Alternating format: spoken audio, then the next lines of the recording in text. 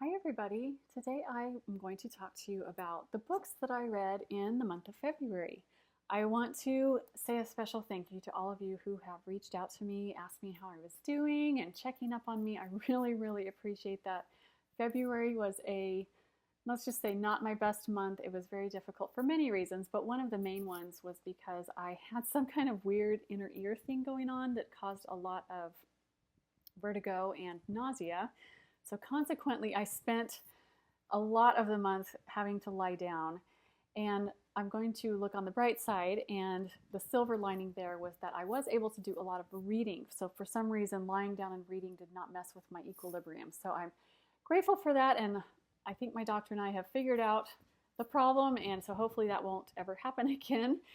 But as you can see, I was able to read a lot. I read 6 books, which was great because in January I only read 2, so I was behind on my goal, and so February I was able to catch up a little bit. So this is the longest I've ever gone between videos, so I appreciate your patience and hope you understand. So let's go ahead and get started with the books, and I'm going to go in order of what I read. So the first one, of course, is Into Thin Air by Jon Krakauer. He is a reporter, and his magazine assigned him to climb Mount Everest on assignment with explaining the business side of things. So the Sherpas, the guides, all of the equipment, the logistics of climbing Everest. And so he got this assignment because he did have the credentials. He has been a climber himself since like the age of 4. And so he had kind of a dual assignment here to climb, but also to report on that. So that's kind of interesting. And obviously, he was able to be successful and, wrote the book. So he did live through this disaster. I don't think I'm spoiling anything here because this story is close to 20 years old now, but this was the deadliest day on the mountain, this Mount Everest disaster. 19 people were stranded, and out of that, 9 people did die. So there were a lot of factors that led up to this, but basically it was human error. The storm that rolled in on that particular day was nothing special. It happened every single day. So it really was more of the very small, minute decisions that people made, or their lack of action, all the way up to what could be considered negligence that either directly affected or somehow was a factor in what happened here. In saying that, however, I don't think any of us can judge. I think only God knows what happened on top of that mountain on that particular day. And we just have to consider that it was just a tragedy, and it just, things just happened, and that's just the way it was. I learned so much from this book. One of the most shocking things was the amount of vocabulary words. I could not believe it, and it really had nothing to do with climbing a mountain. I think all the credit goes to Jon Krakauer here. I think he's just a very intelligent human being. I don't think that reporters are infallible by any means, but I do think that the majority of reporters do try and be very objective, and they're smart people and they do their research, and I really appreciated that about this book. He did talk a lot about the history of Everest and all the different milestones and how it got its name and things like that, and I really like that. It's one of the 7 tallest summits in the world, and I think that's one of the big draws is, people ask, why do you do it? That's only one of the reasons. I think the majority of people that are climbing Everest are very highly motivated people. They are very successful in their careers. We're talking about, very powerful lawyers and doctors and people of that nature. So there's some kind of internal drive for these people to climb the mountain. People like you and I have no desire to do anything like that. So there is a drive that they have to have, but yet at the same time, there's a paradox. They have to be driven enough to want to do this and to be successful enough, but yet not be too driven that they become hyper-focused and they lose their lives and not making smart decisions when they're up there. So I think it is worth noting that 2 of the lead guides did perish on the mountain that day, and I think that deserves a lot of reverence because, they essentially were captains that went down with their ship. Mount Everest itself, just in general, has a 1 in 4 death rate, which is astronomically high, I think. And I think if you take a step back and think about it also, that is 1 out of 4 of like the top echelon of climbers. It's the best of the best climbers still have a 25% death rate. So it's a very perilous journey. I had no idea. I honestly thought people just kind of flew in And they gathered up their stuff and they climbed the mountain one day and down, and it was super duper hard, but congratulations. I mean, that is not even close. I had no idea that the amount of people that were trying to climb it at about the same time. There's a very narrow window in May. There's a couple weeks, and if you don't climb in that 2 weeks, you're not climbing, and that has to do with the weather. Also, within those days of those weeks, there is also another very small window of when you can climb. Most people start climbing in the middle of the night so they can get to the summit by about, lunchtime, early in the afternoon. And if you don't make it by then, you got to go down or your life is severely in danger.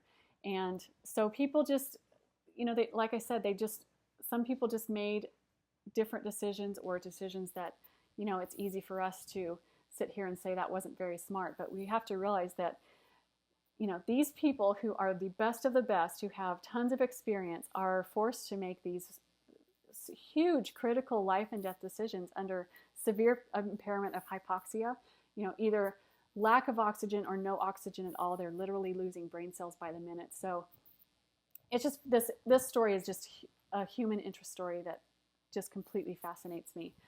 I was interested in it on another level, and that is the physiological level of what the effects of this does on the human body. Our bodies were not meant to be at the level of a cruising altitude of a 747. So a lot of times we just think of frostbite and those kinds of things, and honestly, that's one of the least of their problems, which kind of seems crazy. But it really has more to do with, the high altitude pulmonary edema and the cerebral edema. Those things are just, crazy, unbelievable what that thing can do to the body. So anyway, it was really, really great. It was interesting that throughout this story, this particular day, of course, that he was talking about, you really see the best and the worst of human nature. And I think whenever you're in these types of situations, people's true natures comes out.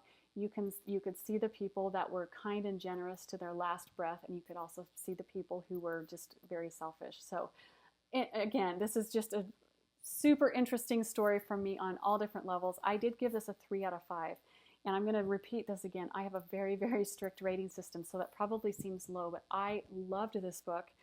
I don't know how many people would be interested in this, just because you have to be interested in, a dangerous kind of thing like this, a human interest, true story, a tragedy, a disaster. Not everyone's interested in that kind of a thing. And so that's one of the reasons. Also, I don't think I'm going to go back and read this book. It was awesome and I loved it, but it's just not one I'm going to return to. I will say that I did watch the movie Everest, which came out recently, because I was interested.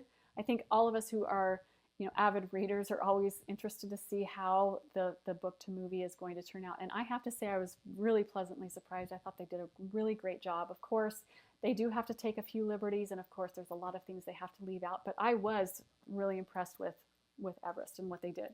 So that was the first one.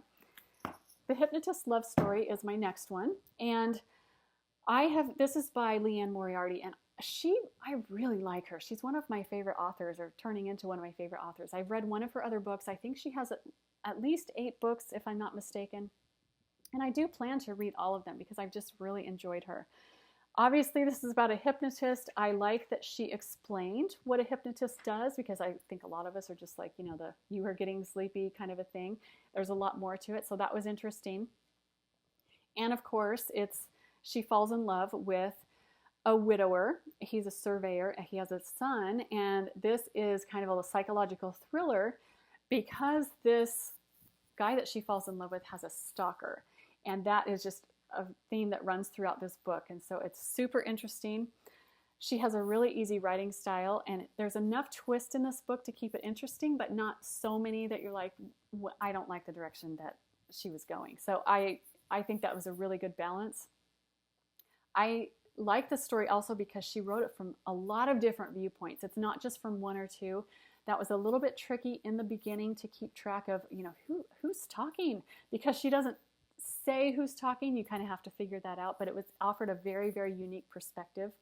And I will say, I don't think this is ruining it to say that the stalker is one of the hypnotist's clients. And so we know that pretty early on, but the hypnotist and the other people involved in the story don't figure that out until a lot later. So super, super interesting. It was very engaging. This is one of the books I read in a day when I was flat on my back on the couch and couldn't do anything else.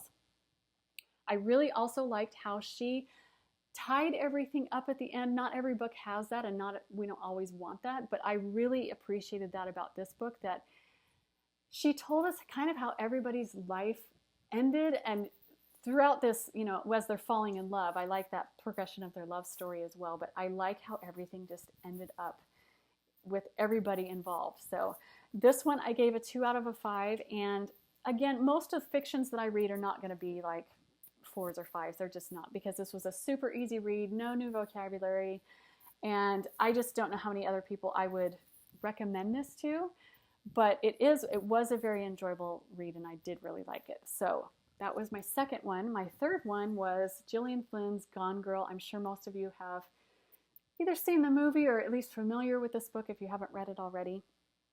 And this was another one I gave 2 out of 5. I really did enjoy it. Again, I read this book in a day. I thought it was very well written. There were unexpected twists for me, both in the middle and the end, because I had not seen the movie. I read the book. And it was just very engaging. So it caught me from the beginning and the end. I didn't have, like with the hypnotist love story, I didn't have to try and figure things out in the beginning. So next thing is just a personal preference of mine. For this particular book, there was way too much language for me, and what I'm talking about are like F-bombs. I think there's more intelligent ways of expressing in language, but I completely understand why authors do this. They're trying to keep to the way that the particular character would talk, and a lot of people, that's the only words that they can use. That's just a personal preference of mine. So for that, I probably couldn't recommend this to a lot of people, both for the language and for the subject, because I'm not ruining anything here by telling you that there is a psychopath. So this is a psychological thriller. I a lot of times will avoid these types of books because I get really disturbed by them, honestly. When you hear about like some crazy chainsaw mass murder, you're like, okay, that's just not really going to happen. That's not real life. However, psychopaths are probably more rampant than we would like to believe, and so this could actually happen, and so that's what scares me more than the crazy stuff. But this one did not disturb me as much as some other ones that I've read, so I really like that. And this is a story about Nick and Amy, which she tells, I think she does a great job. This is, I think, one of her first novels, so she's really talented, Gillian Flynn here. It tells the story of Nick and Amy, how they fall in love and they get married. And then, of course, one of them is a psychopath. However, they both have issues. I mean, let's be honest. And I think that kind of describes, most relationships is, we've all got a few issues. Hopefully it's not psychopathic, but I was interested as I read this book because more of just the dynamic of their relationship. And I think we've all probably experienced this if you've been in a long-term relationship or you are married, is that they discover that they can bring out both the best and the worst in each other. So, what are you going to do with that? And then when you have relationships, whether it's romantic or friendship, you find things about each other that they're private and they're personal. So you can either use that information to hurt somebody and use it as a weapon against them, or you can use that information and protect them with it. So we have choices. Are we going to be kind to people, and are we going to bring out the best of them, or vice versa? So that's what I had kind of running through my mind as I was reading this book. That was really fascinating. I am going to say that I normally don't watch rated R movies because things just really affect me and stick with me, and so I try and stay away from like really disturbing things. However, we have found VidAngel. I don't know if anyone else has heard of that, but it's awesome. You can pick your movie, whatever rating it is, and you can pick your settings on it. So language, sex, violence, all those kinds of things you can block or cut out. And so this is a rated R movie, but we actually watched it, and it was still a PG-13, but it was not quite as disturbing. And of course, same thing with Everest. They did take some liberties with the story, and of course, they did leave some things out. But I'm pleasantly surprised with both of these movies that they did a really good job with the book to the movie. They stayed true, and I think that's what our criticism is we really want, when a book is made into a movie, we want them to stay true to the spirit of the book, and I think they did a really, really great job with that, especially the Gone Girl. They did it really well. Everest I watched by myself. I watched Gone Girl with my husband, and I'm just going to throw this out there for two opposing viewpoints. I really enjoyed the movie, and I was fascinated by all of those points I just mentioned, you know, the weaving of the relationship in there.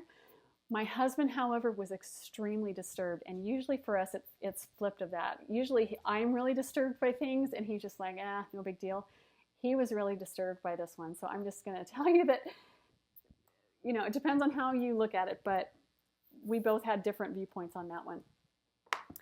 Halfway through, so the next one is Bittersweet. This is by Shauna Niequest, and she came highly, highly, highly recommended to me, and I think she probably suffered a bit because of that. It was an enjoyable read. I again gave this a 2 out of 5 stars, and it's kind of the same thing. There wasn't anything profound or earth-shattering, no new vocabulary words, and I think she's a great writer, and I'm not holding anything against her. I think it's just, you know, she's just not my cup of tea, I guess is what I'm trying to say here. She has a very, you know, nice poetic style of writing. If you're unfamiliar with her, these are like little short essays about her life. This particular book was, as you can imagine, that you need both the bitter and the sweet in life.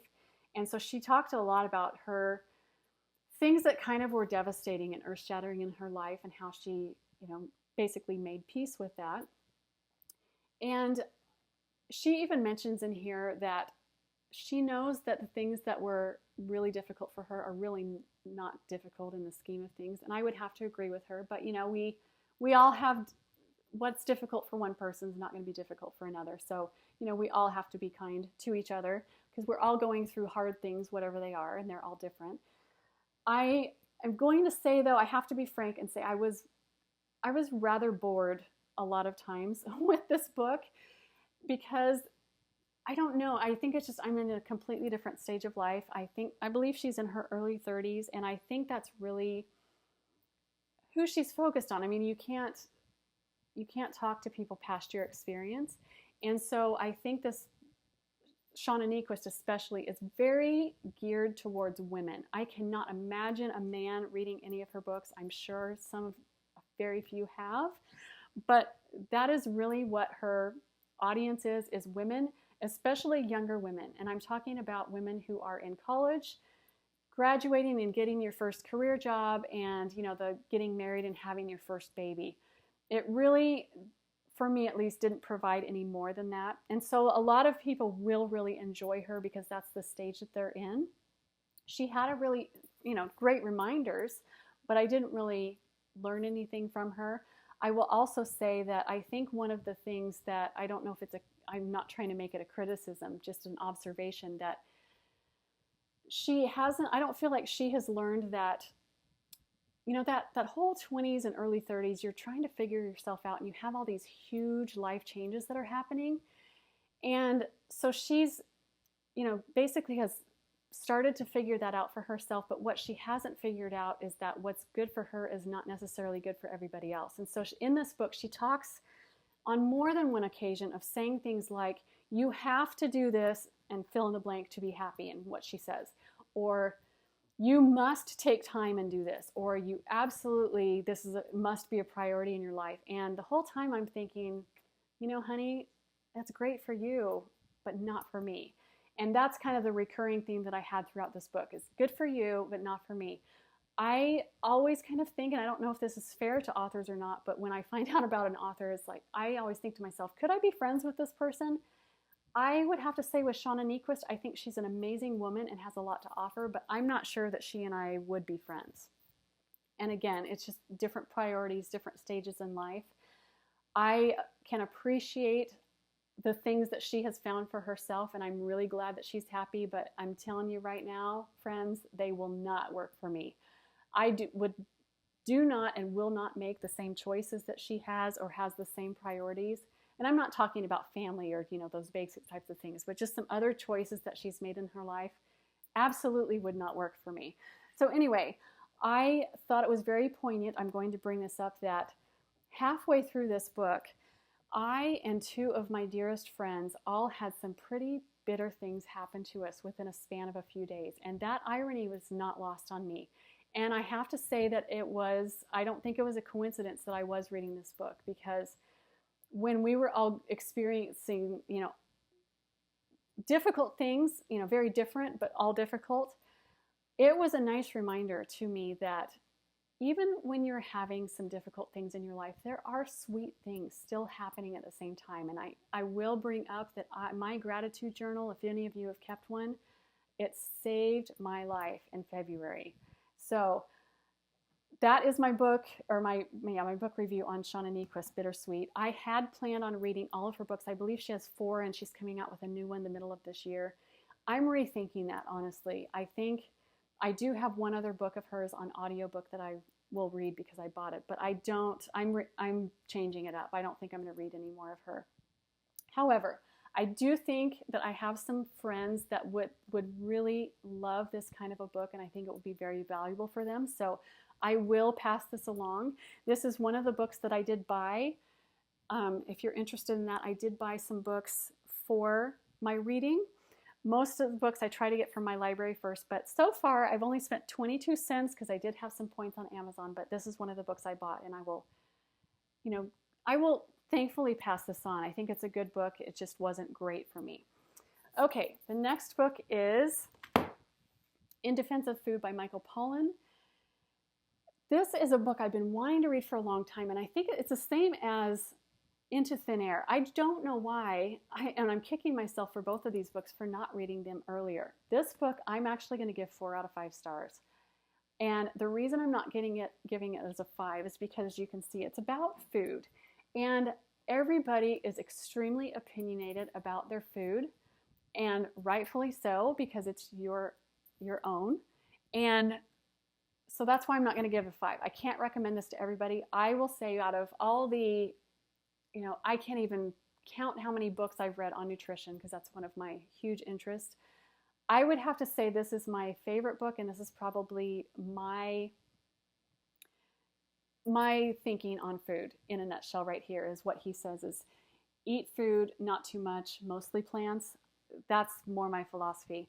He does a great job, and if you're wondering why do you have to defend food, and he talks, the first half of the book is the defense of the food, and he gives you the history of nutritionism, which is the study of nutrition as a science.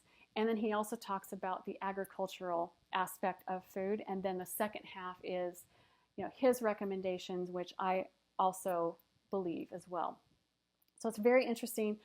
Another reason it didn't probably get a 5 for me is it was a great, fantastic book, but it wasn't completely mind-blowing, and I probably will not return to this book. I think I learned everything I needed to in the first go, and I'm not going to have to return to this, as well as just what I said. I don't think everybody is going to agree with him, and that's completely fine. Do what's best for you. It's your health, your body. So I really, really did love this book, though.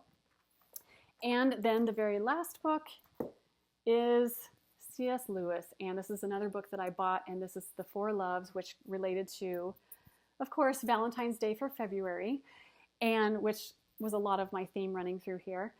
This one I also gave 4 out of 5, and one of the reasons is this is a fantastic book. I am blown away by C.S. Lewis. I do have plans on reading every single thing that he has written.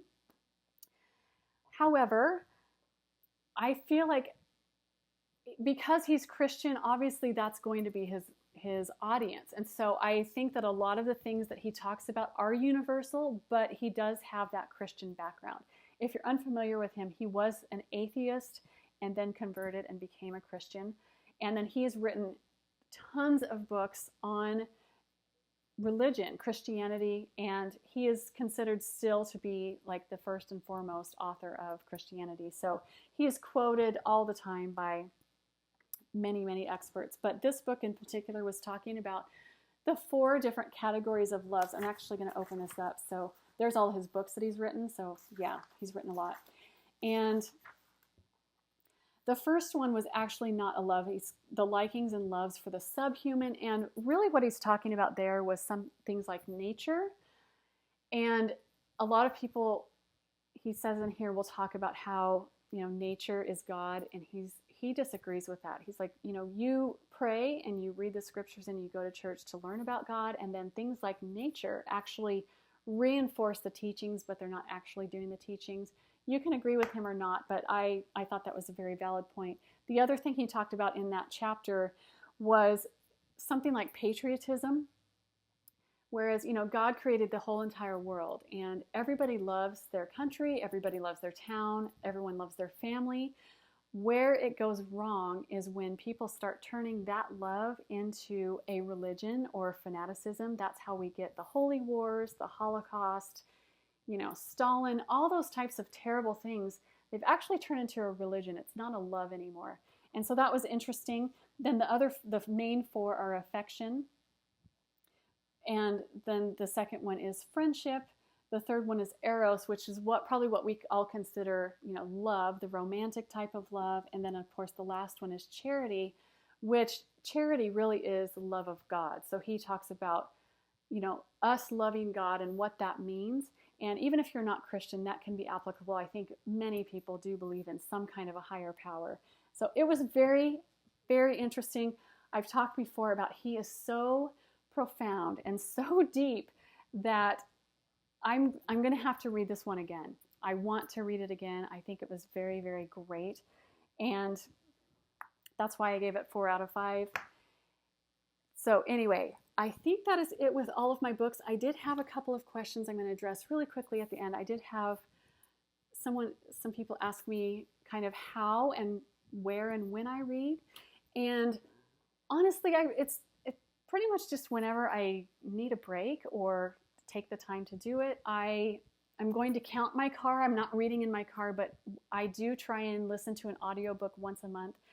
And 90% of the time when I'm in my car, I'm reading and listening to an audiobook instead of the radio, because I like to choose my own music, but I'd rather listen to an audiobook. So I just use that time to learn.